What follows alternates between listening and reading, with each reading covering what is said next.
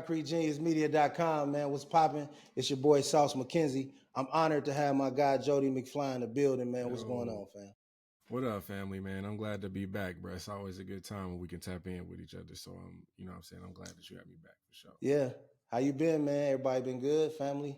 Yeah, man, you know, everybody been good. We living and maintaining, got a few things for the kids. They, you know what I'm saying, the older ones finished another year in school, sixth or seventh grade about to go to eighth, and then sixth grade about to go to seventh. And then my youngest son, he just had his first birthday maybe about a month and a half ago. And then my other son, me and him have the same birthday. Our birthday is coming up in September. So, you know, just trying to get some stuff like that together with them. I feel like they getting smarter, growing up every day. You know what I'm saying? Yeah. It's really cool to kind of see them. But that's pretty much what we've been on and kind of like what my kids been on. So they just, you know, cheerleading, basketball, and baseball. That's what we rocking in the summer, man. Yeah.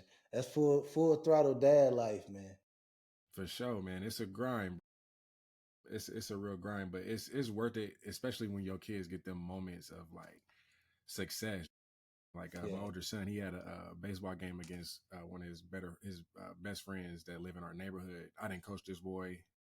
Now they're on two different baseball teams.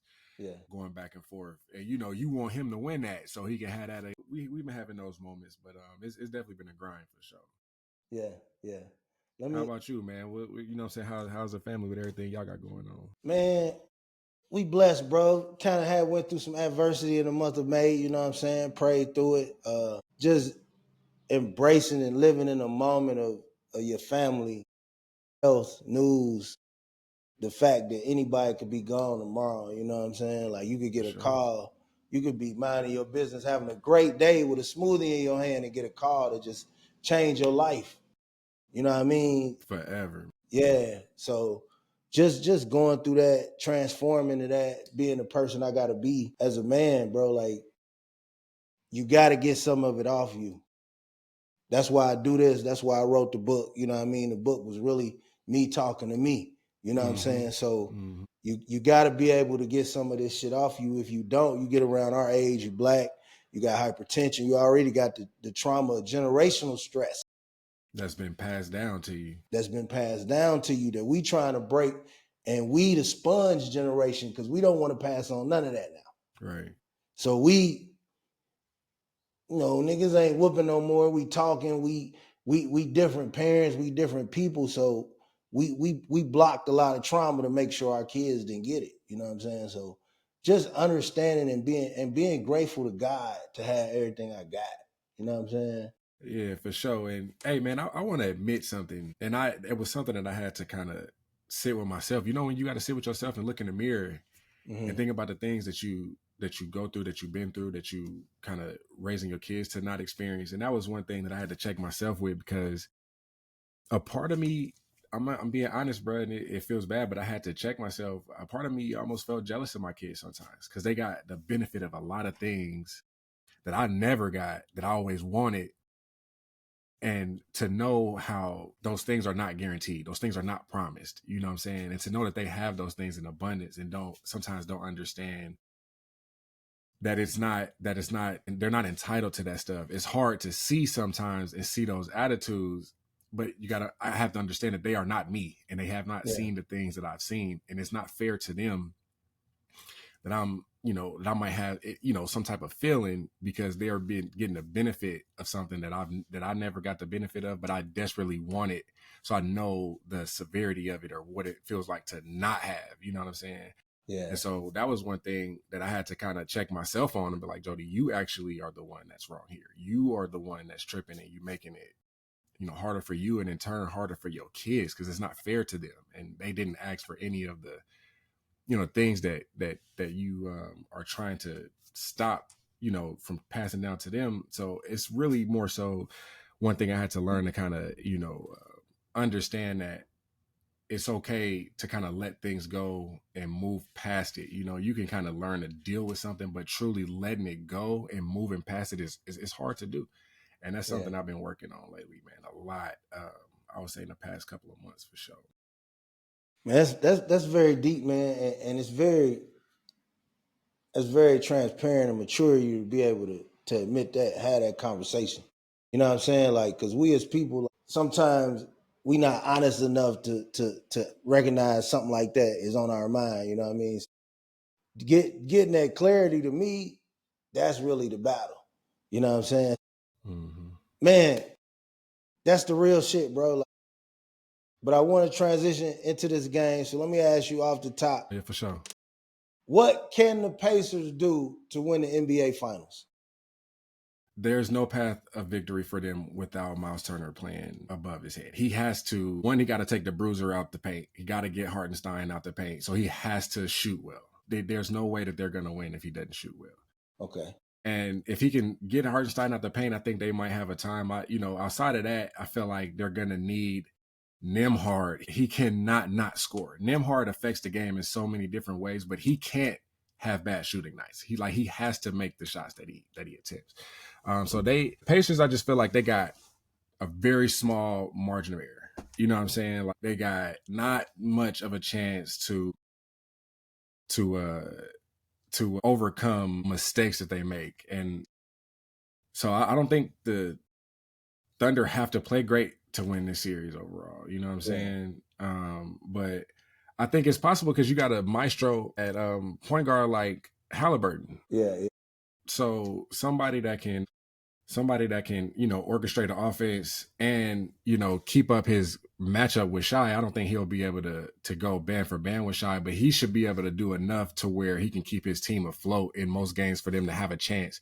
And we know the Pacers can execute down the stretch. I think if anything we can agree on, the Pacers can execute down the stretch and actually close out deficit. So they have a chance. I just think the Thunder are just player for player. They just have, they just have a better team. Yeah. I agree. I agree with that assessment. I feel like, to answer my own question, I think the Pacers, they got to be able to score in places where you strike Denver at is with the strong power forwards, the Aaron Gordons, those type of guys. So that Miles Turner point was a great point. Siakam is also going to be big in this series. And then you got to figure, you got Lou Dort. Who is Lou Dort guard and how is it affecting him? So if you can get Neesmith, Lou Dort to kind of stand off against each other, your Nembhard point holds key. But to me, the key to the series, like you said, is Toppin when he comes off the bench, his energy, what he can bring. Sometimes Bryant gets in those roles sometimes. Toppin, Siakam, around the 4-5 matchup. That's where we got to beat them at. Like you said, we can wash with the guards. SGA is going to get his slice of the pie. You got to try to get J-Dub under 20. You know what I mean? Keep J-Dub under 20. If J-Dub get over 20, it's going to be hard to beat them boys, man. It's going to be hard to beat them boys. So we going to see. I think the first game is going to be interesting. It's going to be interesting to see their overall strategy until like the point that you were talking about as far as the bigs with Siakam. He has to rebound because Miles Turner is not the greatest rebounder, but you got to have somebody that's going to complete these possessions offensively and defensively. Like you gotta have somebody that's gonna clean the glass. Yeah. And I don't know if I'm expecting Miles Turner to average double-digit rebounds in this series, but you need at least 7 to 8 rebounds. At least 7 to 8 rebounds a night from Siakam for I feel like them to have a real fighting chance of actually winning this series. All right. Which team has the better bench, and what's the most key bench player from each team? Well, the team that got the better bench is the Thunder, easily. And that's not to say that the Pacers have a bad bench because they got instant offense and guys like McConnell, elite athletes and guys like Toppin. But when I look at the Thunder's bench, I look at guys like Alex Caruso, who I've seen impact the game in ways that it's just, he's a winning basketball. Yeah. He almost reminds me of Manu Ginobili in a sense of, how Manu used to, whether it's a playing transition, it might be in a half court on defense, it might be a pass, it might be an easy layup or a three, like it might be anything. Manu is going to make that play. And that's kind of how I feel about, what's his name? Alex Caruso with his on-ball ability. A steal, that's a fast break. That can start a run easy. Yeah. You know what I'm saying? And he fits so well because he has good size and a good base. He can defend we just seen them defending bigs. You know what I'm Wow. saying? Yeah. So He I is feel like the Thunder has the most impactful player on their bench out of all the teams, and he's been to the top of the mountain. He didn't start at finals games with LeBron and AD. This is, you know what I'm saying? Besides Siakam, I feel like Caruso got the most playoff experience as far as the finals are concerned, you know what I'm saying, of both teams. Like it's it's gonna be tough, but that boy Caruso, that boy good, man. Yeah. Caruso, I agree. I think Caruso is the problem. I think Caruso is the problem.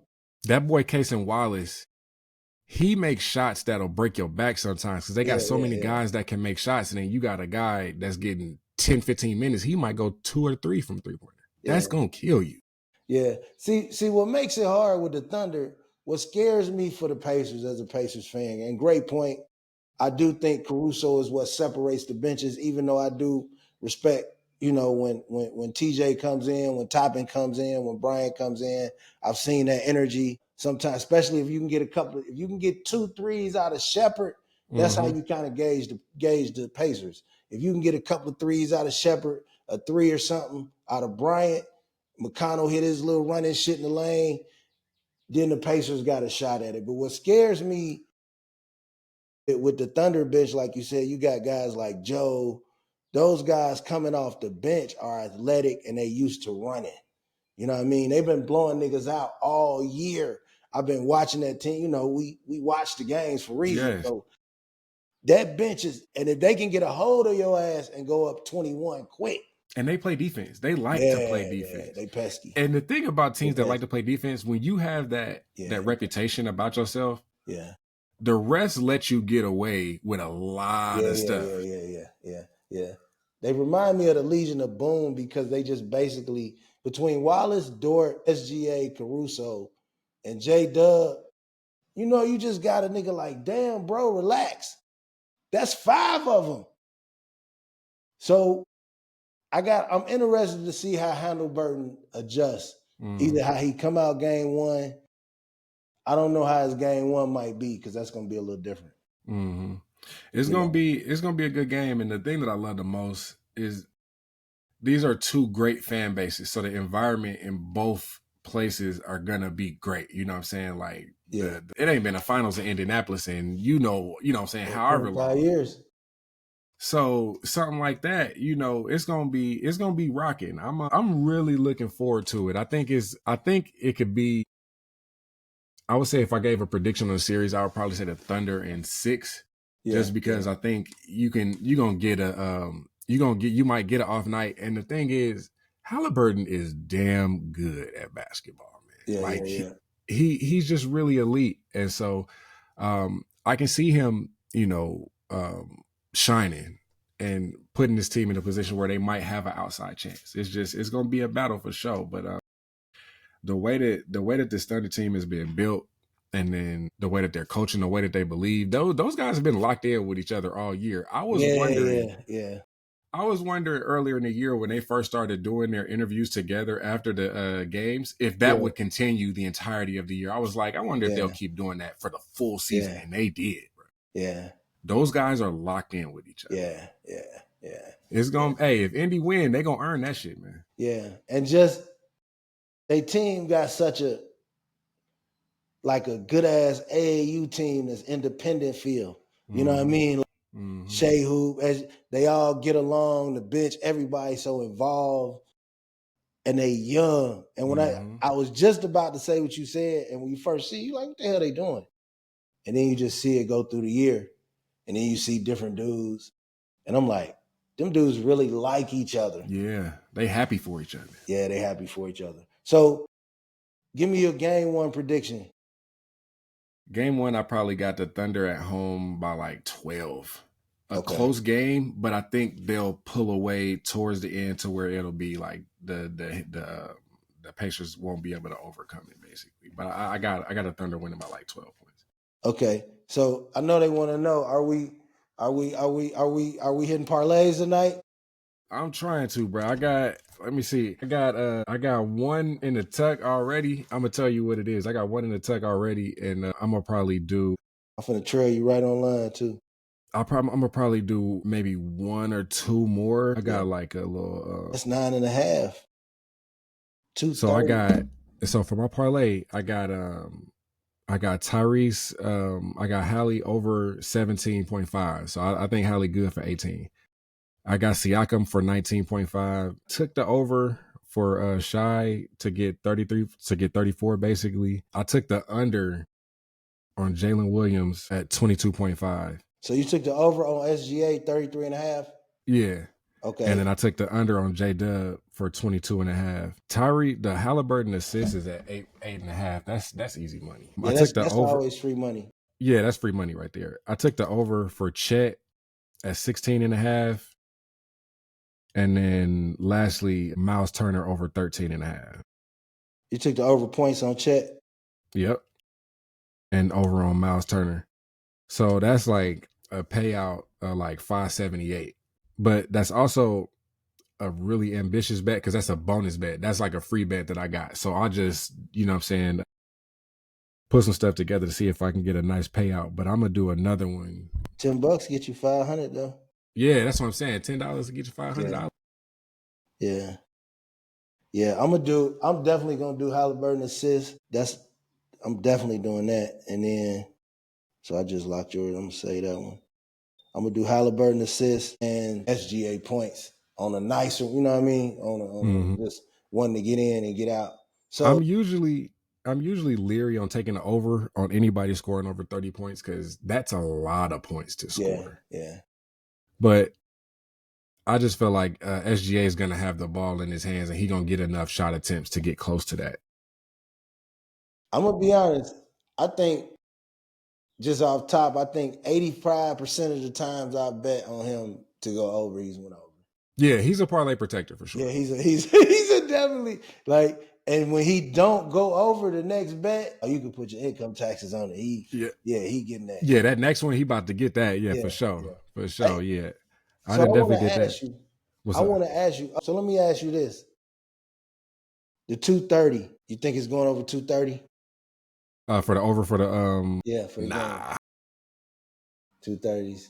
That's the 115 a piece. I stopped messing with those over unders for the total score because it get real tricky. It get real tricky. Yeah. And I feel like we've had a lot of low scoring games. And if we have a high scoring game, I feel like it's a really good chance of it being a blowout. So one team is gonna get a whole lot and the other team is gonna not, you know what I'm saying? Yeah. So I started to lose too much on those overs for the overall points. So I stopped betting those. I took a crazy loss one time betting overs. Over. Yeah. One of those, you're like, man, I ain't betting no more, bro. Yeah. But you know, over's dangerous. Yeah, I don't know. I think honestly they got it at 10, so I think it's gonna be something about. Even though I'm a Pacers fan, I hope the Pacers win. I got on this shirt.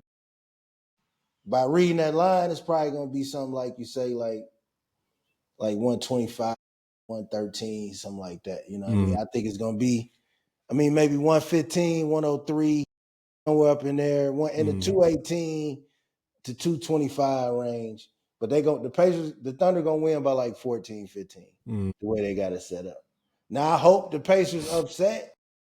If you can see the pace of the game and it's going fast, and the Pacers got a rhythm and they offense clicking, then I think the Pacers can steal a game.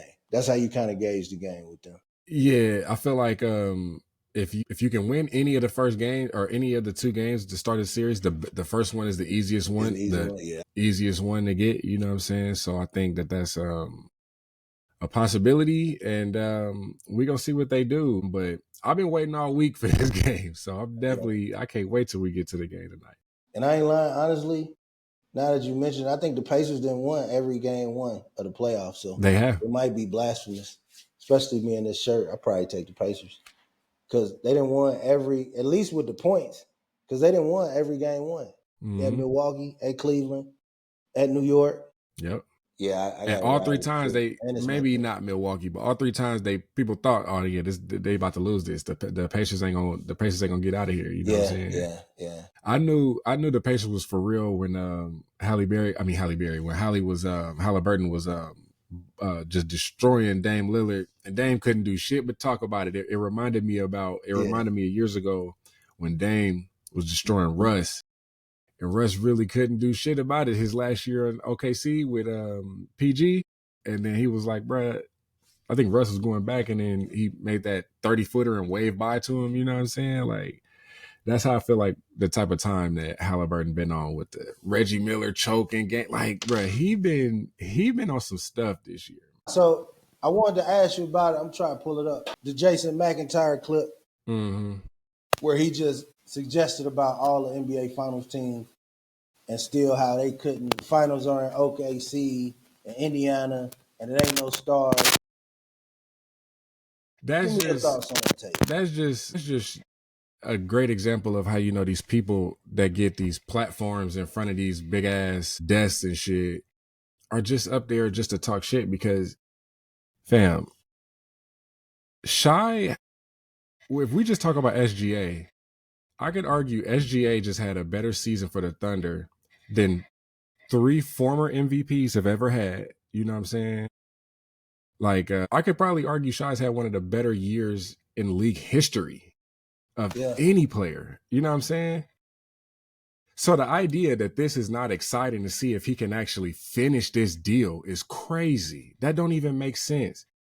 But you get stuff like that from people who actually don't care and care about this game. They just care about whatever they can do to get clicks. So if I go the negative route, people gonna try to it because people want to talk down about these kids no matter what, and whatever angle you can. You know what I'm saying?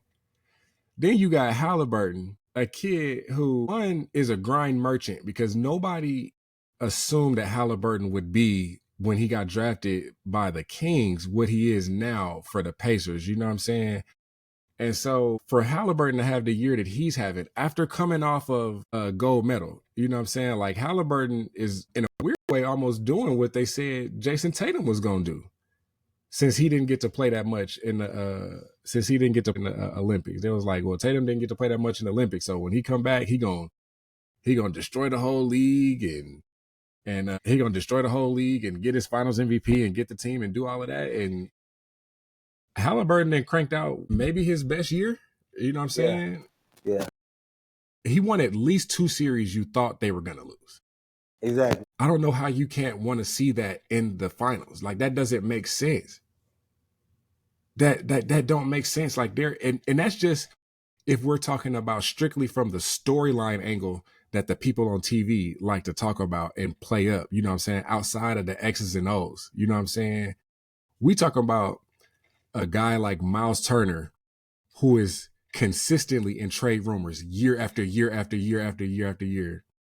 But he kept his head down, stayed locked in, and now he's 4 wins away from a title. That is compelling to me. Because that's a pro. That's a guy being a pro. You know what I'm saying? I remember him being on Miles Turner being on an interview. I think it was with Stephen A. Smith in the summer. He was like, yeah, maybe the Lakers should use their first round draft pick and get me over there, because they were talking about Miles Turner being a Laker. You know what I'm saying? Wow. Like there's so many things that you could talk about to celebrate these players. You know what I'm saying? I think this is a really compelling series. I would love to see if Shy can close out this year with averaging well over 30. MVP, you know, damn near unanimous. Everybody knew he was going to get the MVP this year. I felt like either him or Joker. You run through the Western Conference like it's nothing besides the Nuggets, but they got the best player in the league. So, you know what I'm saying? Like, I don't know how this couldn't be something that you would want to, you know, lock in and see how it plays out. But I guess they figure since the Thunder is just such a good team that there's just no chance for the Pacers to win. But we seen that with the Cavs and the Warriors, and we watched those. Yeah. Exactly. There was really only one time of 4 years where that Cavs Warriors series was reasonably, you kind of didn't have an idea of what the outcome would be. And we all still locked into it. You know what I'm saying? People that want to watch basketball will watch basketball.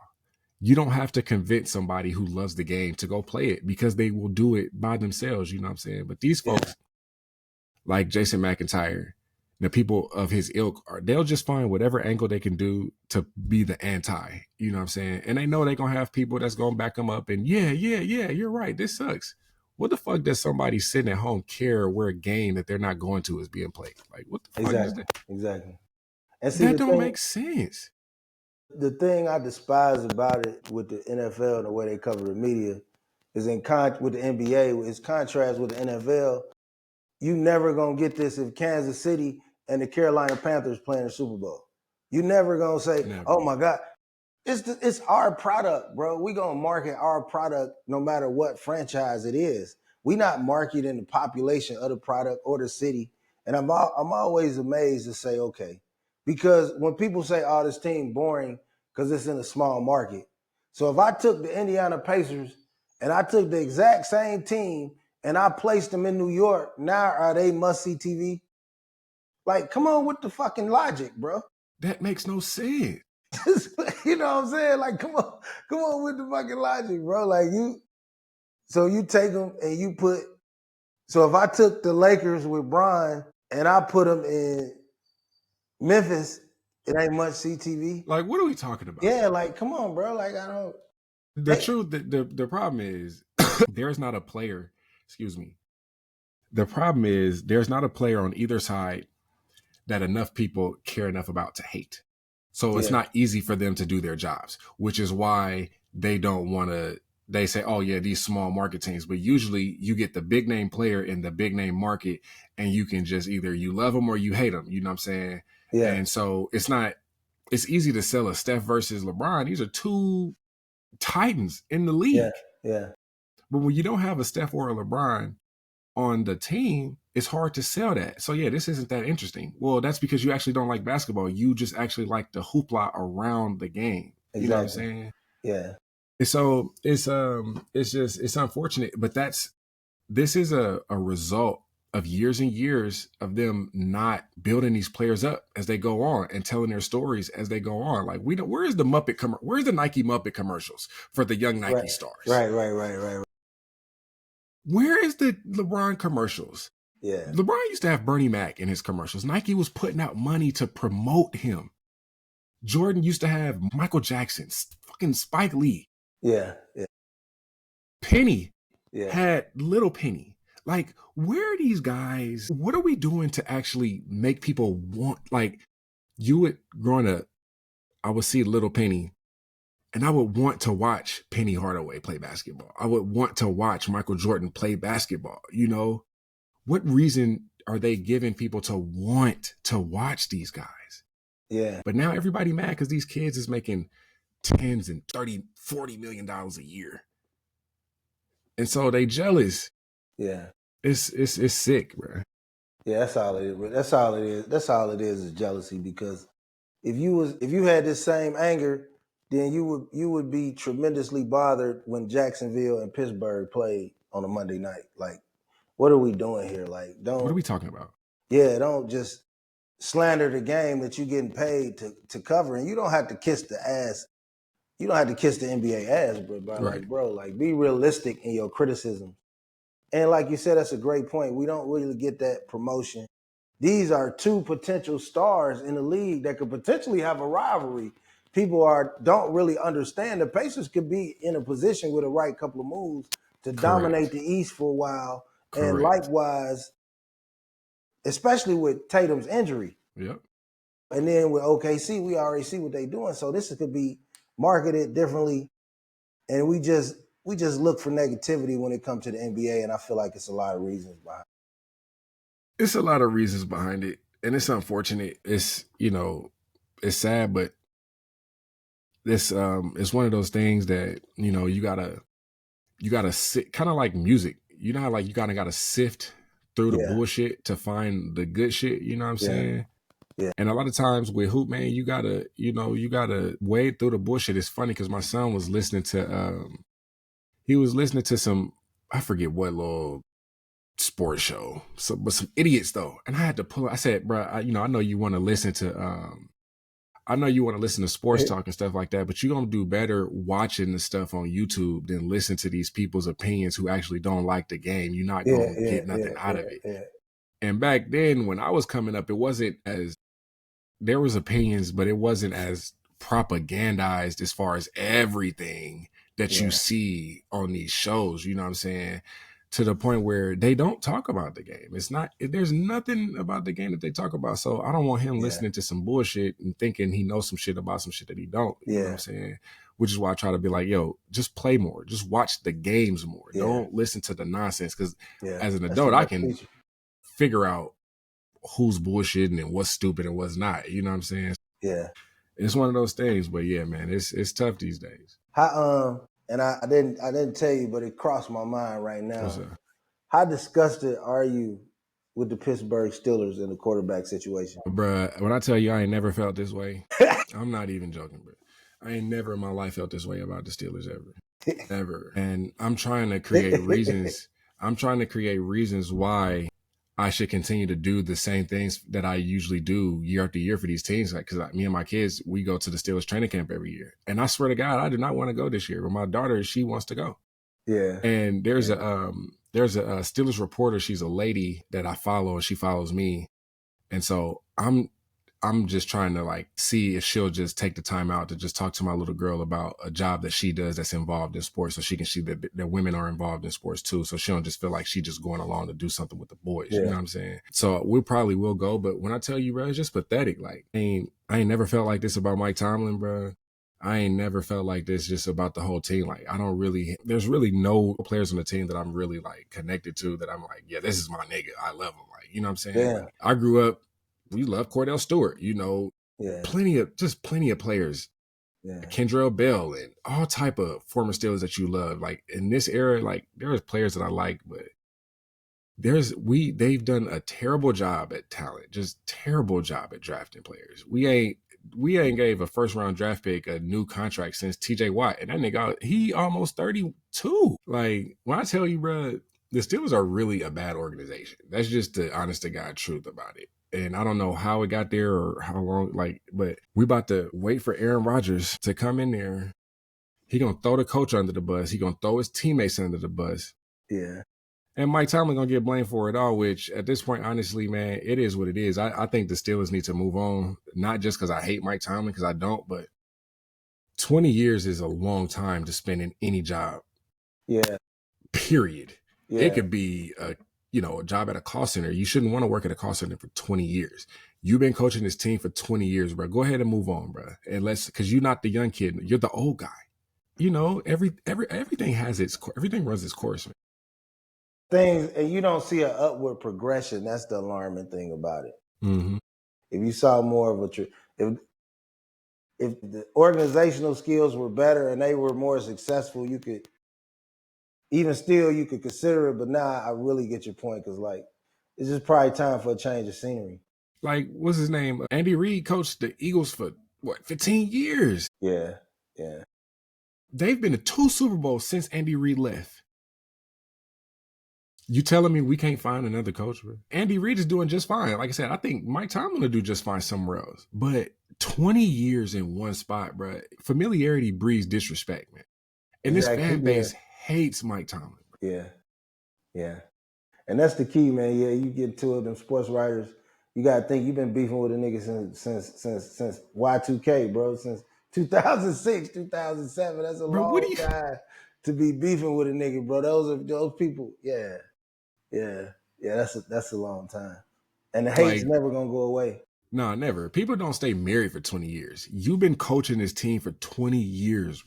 Yeah, you know what I'm saying? But hey, it's easy for me to say that, you know what I'm saying? But yeah, I don't like the direction this team is going at all. That's why I always been a big Pete Carroll fan, because Pete Carroll gonna give you about 3-5 years and get the hell on. You know what I'm saying? Pete? If I can't win it in 5 years, I'm out of here. Yeah. Give somebody else a chance. Let somebody hold the sticks. Because God didn't stop making good coaches when he made you. You know what I'm saying? Like, and that's not a shot at Mike Tomlin, you know? Like, yeah. But yeah, man, it's bad in Pittsburgh, bro. Yeah. It's like a dude talking to a chick, like, bro, you talking, but you ain't getting nowhere. You've been talking for 45 minutes. Let somebody else get a shot. Yeah, go ahead and move on, bro. Nah, real shit, man. Hey, I appreciate you, man, taking the time. You know what I mean? Life is good, man. You coaching how the Out of sport, what you coaching? What you coaching actively right Absolutely, now? man. I'm still, getting everything together for summer basketball. You know what I'm saying? So we got that together, and our season probably will start here. What is it today? The 5th? So I think like the Phil. 16th. So it's about to be right around the corner. You know what I'm saying? So I'm just trying to enjoy the little bit of chill time I got left before we got to really lock back in and get busy for the summer. And then outside of that, we just trying to stay above water, man. You know what I'm saying? Yeah. And make shit shake. But what about you, man? What you got going on here coming up, man? Man, honestly, bro, I'm just grinding, bro. Just trying to focus. Like I told you off air, bro, I think it's a lot of things we could do this summer. I want to just grind in my business and take advantage of this network we got. You know what I'm saying? Start getting some conversations going about this basketball, this culture, some positive conversations. I think that's why we get a lot of engagement because we see the game from a rational viewpoint. So just trying to grind with that, keep my family together. I was displaced from this tornado. So I'm just trying to get my family together and make sure everybody we straight, get back in our home and everything is blessed the way it should be. But I'm good. You know what I mean? Like I got my health, trying to stay on this workout routine and just max it out, man. You know what I mean? Be there for my kids, be the uncle, be the cousin I need to be, the brother, but also make sure like you know how you can burn the candle on so many ends? You can't do that, man. You got to tell somebody no. When you a good nigga, they think you on the clock 20. Yeah. And the thing is, you want to be You want to be able to be that. But sometimes, bro, you don't have anything to give.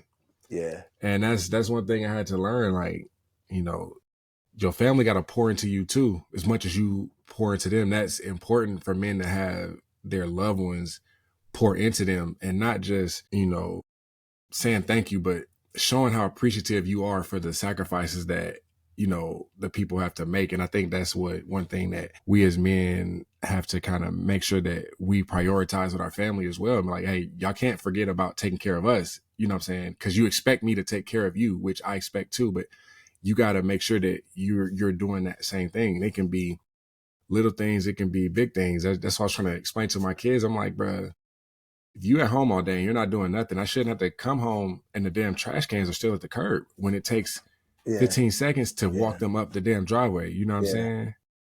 So it's really more so about just like trying to help kids understand and keep perspective as a parent and the most responsible party in the house. And that's hard. That's hard to do. And I've struggled with that some days more than others, So I'm just trying to see if I can string together as many good days as I possibly can. You know what I'm saying? Yeah, yeah. Man, I think that's beautiful the way you said that, bro. It's just like you gotta teach, but you gotta console, but then you gotta also never put down the mantle and say you still gotta be the first one up, last one to bed. You gotta take care of yourself.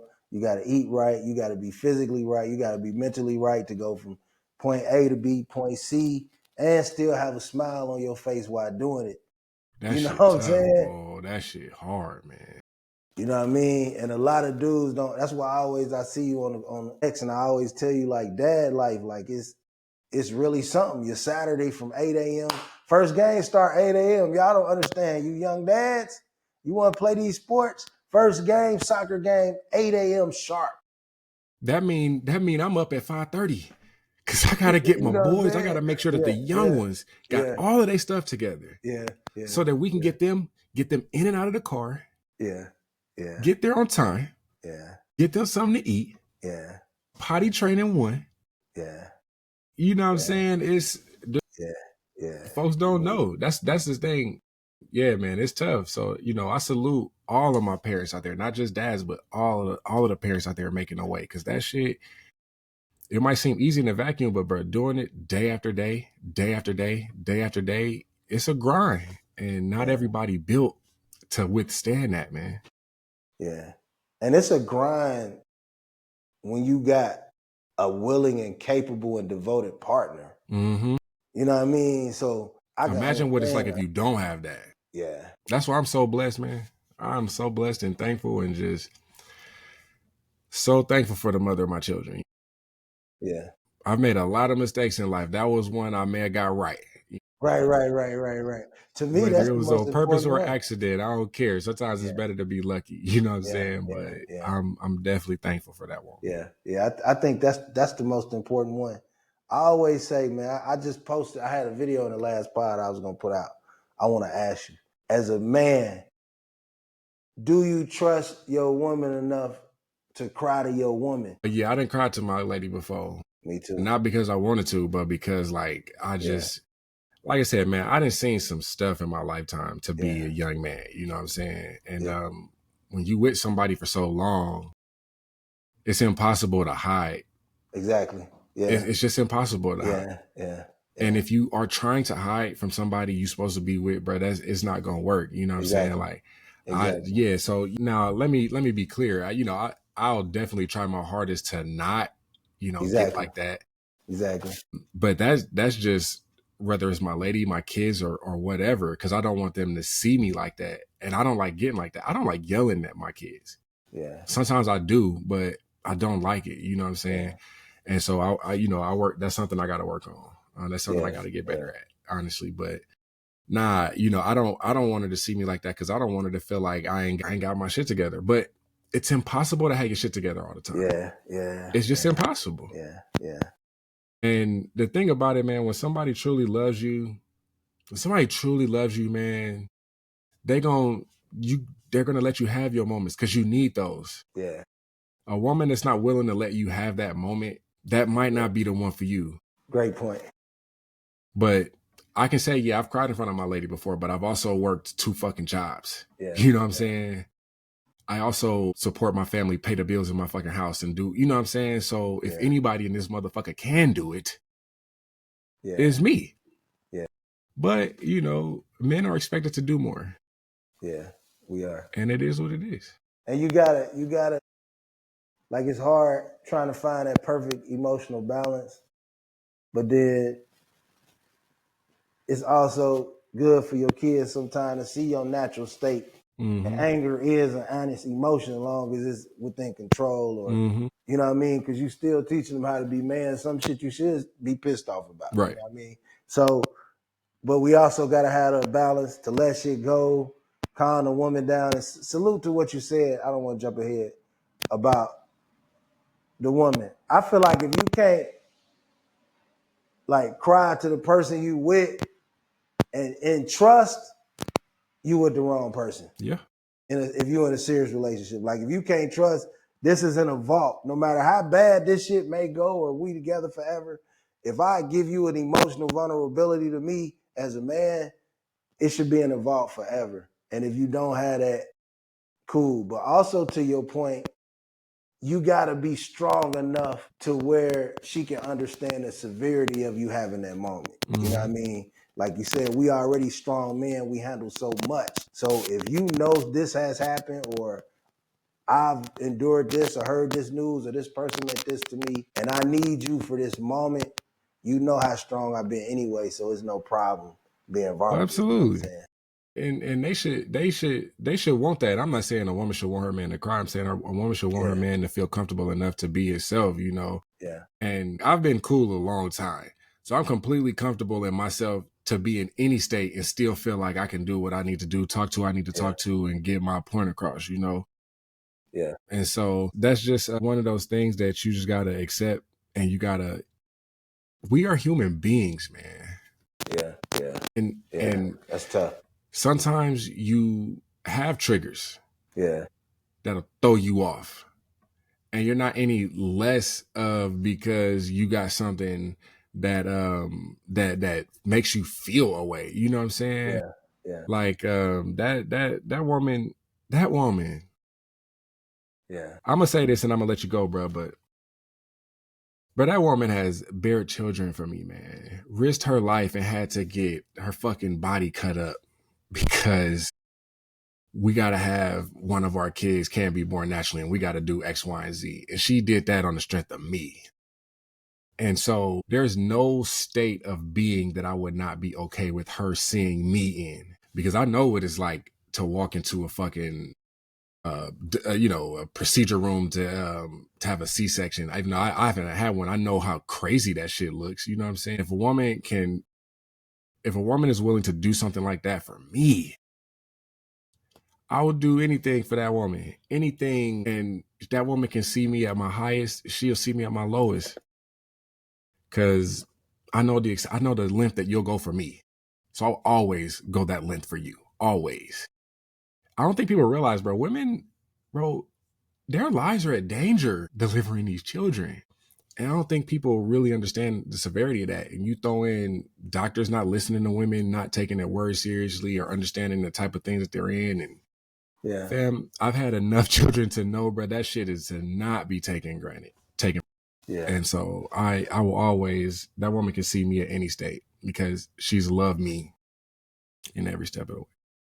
Yeah, yeah. And I man, that was wonderfully said, man. I everything you say, I feel the same way about my woman. You know, you're here to protect her, and then I can't imagine also, like we talk about what we deal with, man, self-month, but man, women deal with so much, bro. You know what I mean? Just physically with their bodies, you know, being women, just walking in a room feeling like you safe if you alone as a woman. So like just your body, the changes you go through to your body, worrying about a kid that actually came out of your body, you know what I mean? Yeah, man, you know what I mean? Like changes. So to be able to like hold a woman's hand and walk with her through life and go through your shit and her shit at the same time is what makes it beautiful. Mm-hmm. You know what I'm saying? Mm-hmm. Straight And, up. I know I'm blessed with something not everybody has, and I'm thankful for it. And I try to do my best to protect it. You know, I always say, protect your situation. That's something I've been tweeting for years. Yeah. And I do my best to try to protect my situation. You know what I'm saying? And as long as I got that woman, I can do anything. I could do anything. I did anything before I had her, obviously, but as long as I got that woman, man, I feel like I can go anywhere and do anything. Yeah. And I know we got to get out of here. I just want to tell you what advances you among your peers is that you have the wisdom to know that at your age.